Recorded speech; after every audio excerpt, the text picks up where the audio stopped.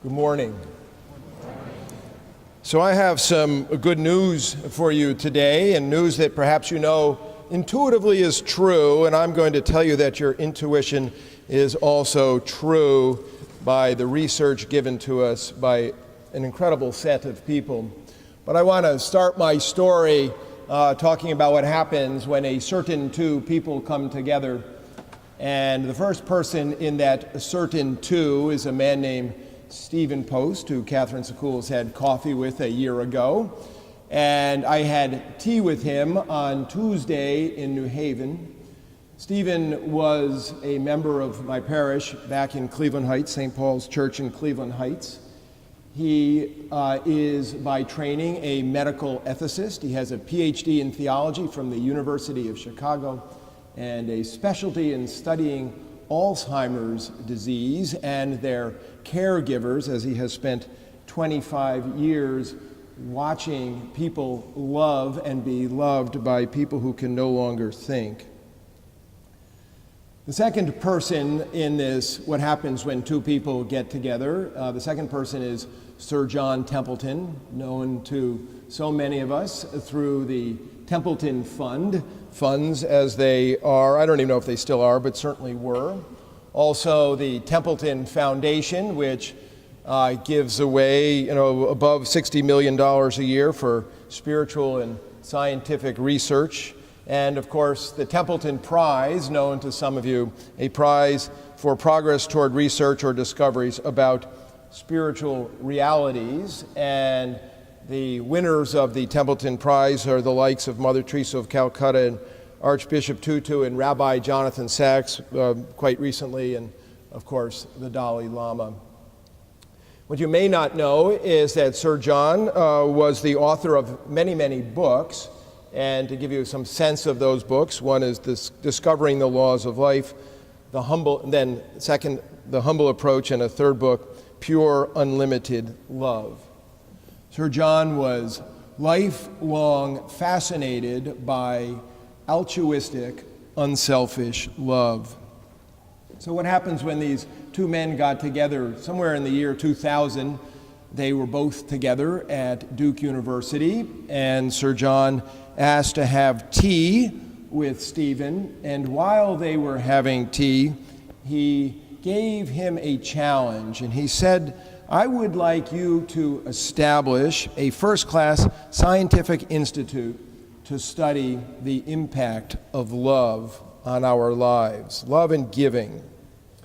And this was all happening while I was in Cleveland, and I remember Stephen coming back and talking about this, and even the difficulties of finding out what to name such an institute, which eventually arrived as the Institute for Research on Unlimited Love.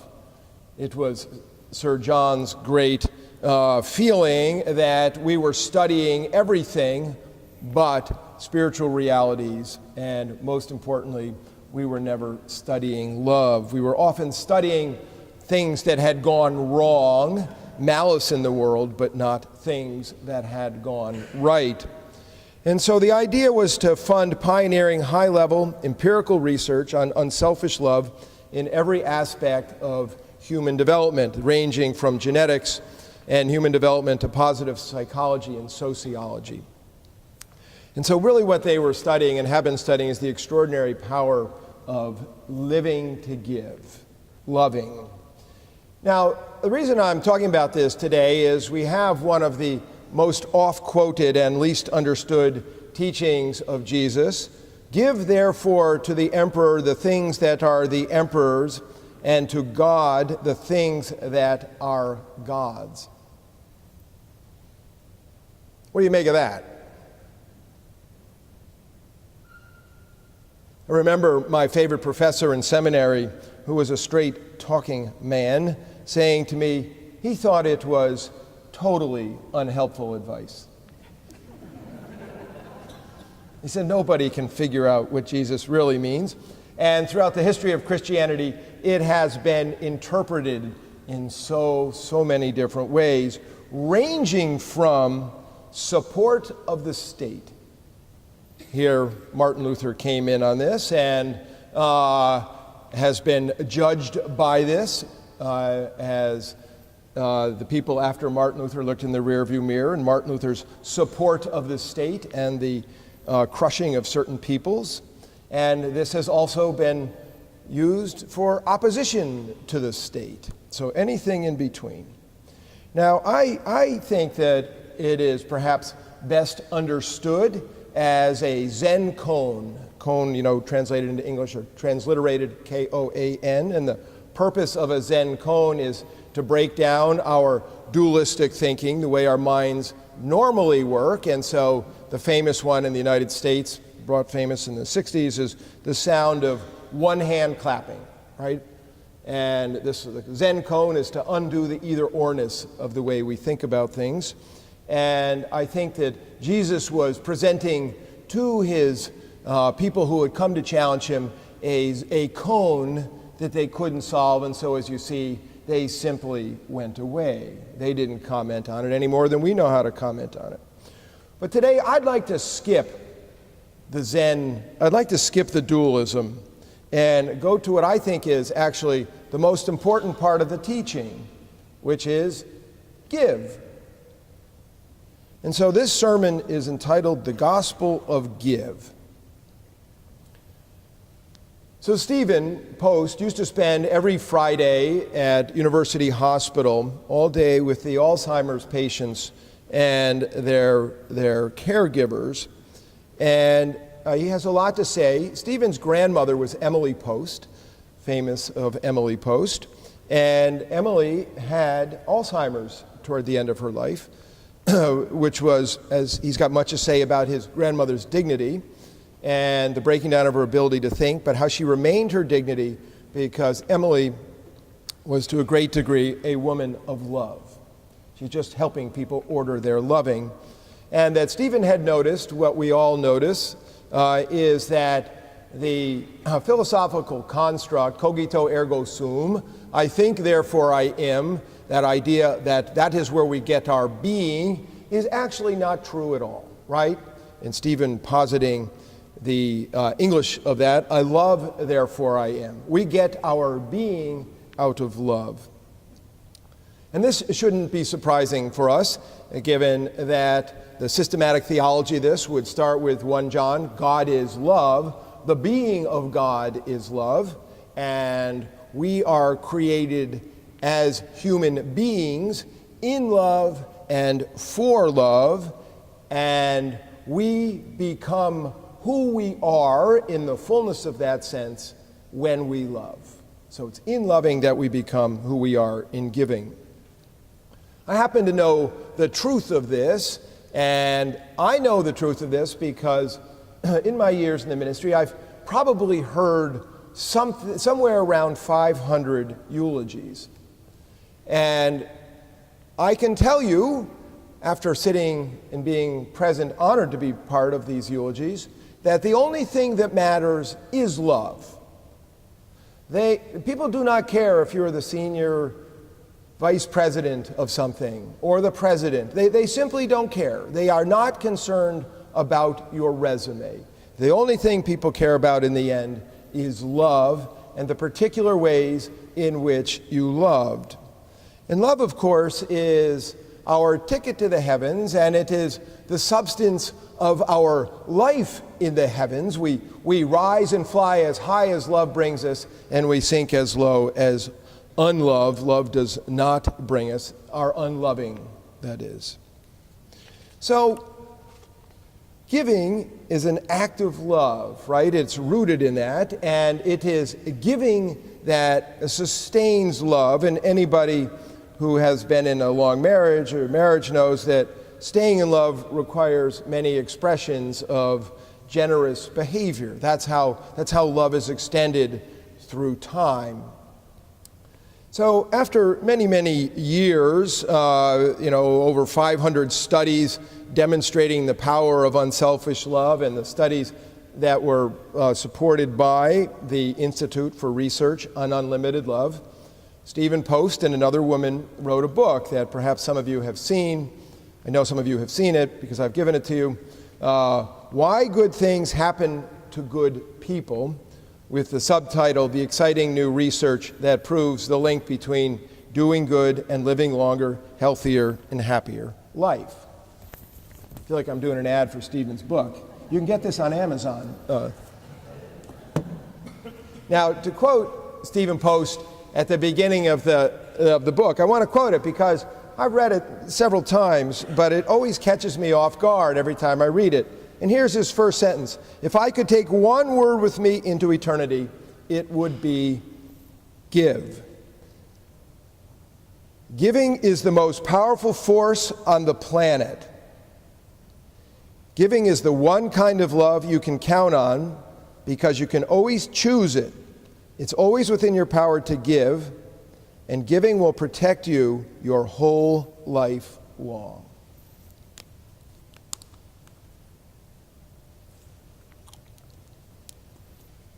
At the risk of having my head down while I'm talking to you, I would like to share with you the research conclusions on the new science of love and health. Okay? You ready? Some of them you know intuitively, and some of them actually are shocking. Giving in high school predicts good physical and mental health all the way into late adulthood, a time interval of 50 years. Giving reduces mortality significantly in later life, even when we start late. Giving reduces adolescent depression and suicide risk. Giving is more powerful than receiving in its ability to reduce mortality. Giving to others helps us forgive ourselves for our own mistakes, which is key to a sense of well-being. 6.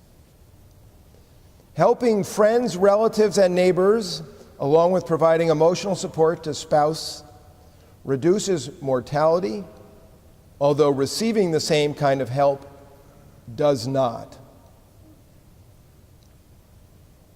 7. Even the simple act of praying for others reduces the harmful impact of health difficulties in old age for those who do the praying. Those are 7 conclusions. I'm going to touch 2 other conclusions that have to do with one of the earlier things I said. People aged 65 and older, for people aged 65 and older, volunteer work substantially reduces symptoms of depression. Individuals over 65 who volunteer are significantly less likely to die over the next 8 years than those who do not do volunteer work. Simply adding volunteering itself is protective to one's life. So, in my conversation with Stephen on Tuesday, he was talking about the literature around the topic, it is good to be good. Benevolent behavior brings its own rewards. It shines a protective light over our entire lifespan. So, giving daily, when we give daily, we have better mental health. We have less anxiety. We have less of all of the mental difficulties, a lessening of them, and greatly lessening of the use of drugs to moderate our lives. And here I quote, "The remarkable bottom line of the science of love is that giving protects overall health twice as much as aspirin protects against heart disease." I'm not going to have a show of hands of how many men are my age who take a little baby aspirin, but I know it's a lot of you, us. Giving is the source of greater happiness, greater contentment, a far more positive outlook. It is a source of greater physical health and a great reduction in illness. For people who give, they live longer, and in some cases, much longer. One of my favorite examples of this is married men. Married men live on the order of 8 to 9 years longer. People who give have greater social connectivity. They are more empathic. They feel other people's pain, and that process gives them life. And also, people who give have greater success. They earn more money and grow more assets. So, the research is really clear, and it seems no surprise that Jesus got this right. Remember Jesus in the Acts of the Apostles? It is more blessed to give than receive. Research shows Jesus was right. So, for those who give love, they discover life force, vitality, joy, and a buoyancy in life that helps them not sink under the weight of life. And in that generosity lies healing and health. Many of you remember Carl Menninger when you were reading in college, and he wrote that love cures both the ones who give it and the ones who receive it. It is built in to the spiritual laws of creation, this thing that Sir John spent his later life trying to understand. What are the spiritual laws built into God's creation? And so we say at the church that the vision for the church we would like to become, is to be a church bursting with disciples who are so transformed by the Holy Spirit that they live to give for the love of the Lord. So, to live to give for the love of the Lord is the definition of what a saint is. They live to give for the love of the Lord. But if you take our vision statement and you work it backwards, it really, really works. In other words, if you love the Lord, and is that not our commandment, the summary of the law? To love your neighbor as yourself, right? And to love the Lord with all your heart and your mind and your soul. So if you love the Lord with all your heart and your mind and soul, what do? You love your neighbor, and that means you give to your neighbor, and if you give to your neighbor, you live. There it is. And it's just there. It's built into Jesus' teachings, right? Those who seek to save their life will lose it. And those who lose their life for me and for the gospel will save it. Pick up your cross daily and follow me. It's all embedded in Jesus' teaching. The more we give our lives away, the more we live, the more alive we are, the more that we were born to be happens. It makes our life in this world better, and it makes our life in the world to come better too. So there it is. Stephen Post and Sir John were on to something, the same thing that Jesus is trying to teach us. The gospel of to live, to give for the love of the Lord is true.